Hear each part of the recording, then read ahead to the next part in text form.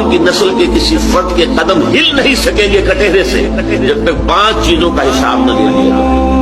عن عمرہ فیما افنا، ہم نے عمر دی تھی تمہیں 80 برس، کہاں گلائی کہاں گوائی، ذرا بتاؤ تجھے کیا کر کے لایا؟ 80 برس میں کیا خیر بنایا، کیا نیکی کمائی، بتاؤ۔ عن شباب ہی فیما ابلا، اور خاص طور پر اس عمر کا ایک حصہ تھا شباب، جوانی، امنگیں تھیں، بلبلے تھے، حوصلے تھے، جسم میں طاقت تھی، اس میں کیا کیا؟